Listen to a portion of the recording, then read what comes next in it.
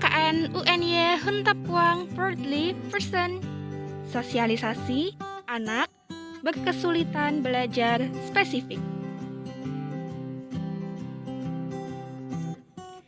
Definisi atau pengertian ABBS merupakan seseorang yang memiliki gangguan pada satu atau lebih proses dasar psikologi yang mencakup kemampuan mental seperti daya ingat, persepsi pendengaran, penglihatan, bahasa lisan, dan proses berpikir.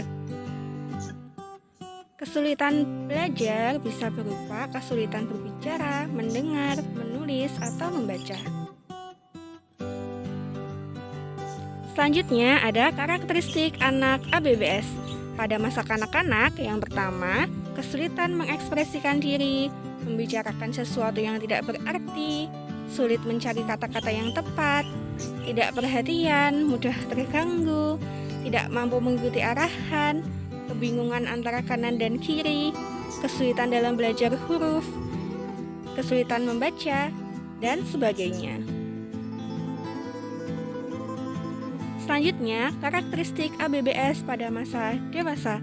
Yang pertama, kesulitan dalam memproses informasi auditori, lambat dalam membaca, kesulitan dalam mengingat nama orang dan juga tempat, hambatan dalam bicara, kesulitan menemukan kata yang sesuai, kesulitan mengatur ide, kemampuan mengeja yang lemah.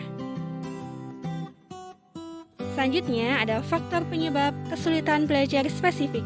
Ada faktor internal. Yang pertama, bersifat kognitif, yang kedua bersifat afektif, yang ketiga bersifat psikomotor. Kognitif berupa rendahnya kapasitas intelektual, afektif labilnya emosi dan sikap, lalu psikomotor seperti terganggunya alat indera. Selanjutnya ada juga faktor eksternal atau faktor luar. Yang pertama ada lingkungan keluarga seperti ketidakharmonisan keluarga, yang kedua lingkungan masyarakat, bisa wilayah perkampungannya, dan yang ketiga lingkungan sekolah berupa kondisi dan letak gedung sekolah yang buruk seperti dekat pasar, kondisi alat belajar yang berkualitas rendah. Nah, apa saja macam-macam jenis ABBS? Yang pertama, ada disleksia atau kesulitan membaca. Yang kedua, ada disgrafia atau kesulitan menulis. Yang ketiga, ada diskalkulia atau kesulitan menghitung. Yang pertama, ada disleksia atau kesulitan membaca. Pada tahap awal, kelihatan jika ia kesulitan mengasosiasikan antara bunyi dengan simbol, serta kesulitan menangkap dengan cepat berbagai bunyi itu agar bisa segera diwujudkan dalam bentuk kata. Yang kedua, ada disgrafia atau kesulitan menulis. Gangguan menulis kebanyakan disebabkan karena gangguan motorik halus pada lengan, sendi tangan, dan juga jari-jari, juga gangguan secara visual. Jika terdapat pada keduanya, maka menjadi gangguan mata dan tangan. Yang ketiga ada diskalkulia atau kesulitan berhitung, merupakan gangguan pada pelajaran berhitung. Berhitung adalah pelajaran yang berkaitan dengan berpikir logis dan penguasaan, artinya berkaitan dengan intelektual. Lalu, bagaimana penanganan ABBS di sekolah? Guru dan orang tua sangat dianjurkan untuk memanfaatkan support teacher atau guru pendukung. Guru khusus ini biasanya bertugas menangani para siswa yang mengidap sindrom-sindrom tadi. Selanjutnya ada strategi pengajaran ABBS. Yang pertama ada metode multisensori yang digunakan untuk kesulitan berhitung. Yang kedua, untuk penerapan membaca dapat menggunakan sensori visual dan juga auditori. Pemberdayaan sensori visual dapat dilakukan dengan yang pertama, diskriminasi visual, yang kedua, urutan visual, yang ketiga, memori visual, yang keempat, menyebutkan nama pada huruf.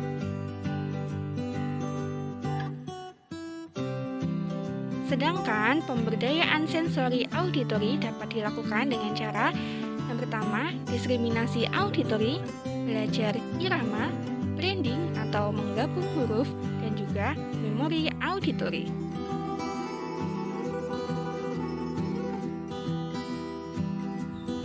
Lalu, apa saja layanan bagi anak ABBS? Yang pertama, ada layanan pendidikan, dan yang kedua, ada layanan terapi.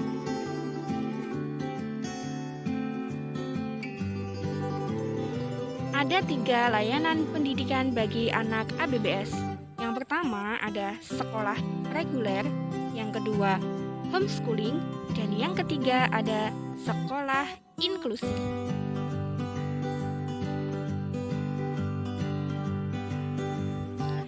Yang pertama, ada sekolah reguler. Sekolah reguler merupakan sekolah umum atau lembaga pendidikan yang tidak memuat program tambahan secara khusus di dalamnya. Secara umum, pembelajaran berlangsung dari pagi hingga siang hari. Yang kedua, ada sekolah inklusi.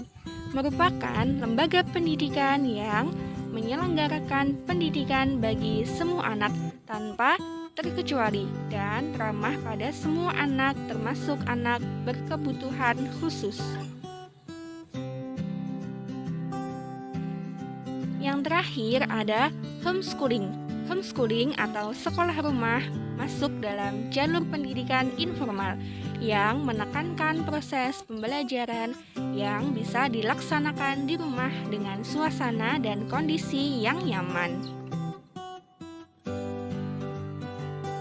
Selanjutnya, terdapat 2 layanan terapi untuk anak ABBS.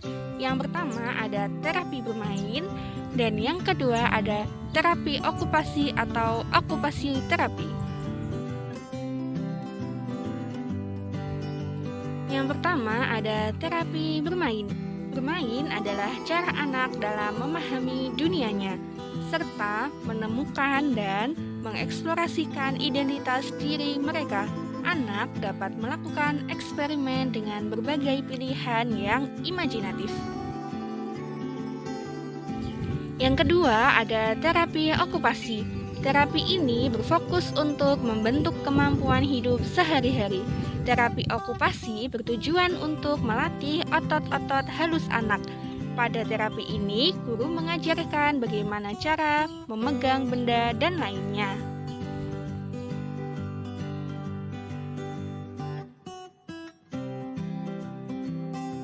Nah, seperti itulah kebutuhan-kebutuhan dan juga karakteristik anak ABBS. Terima kasih sudah menyimak video. Sampai bertemu di video selanjutnya.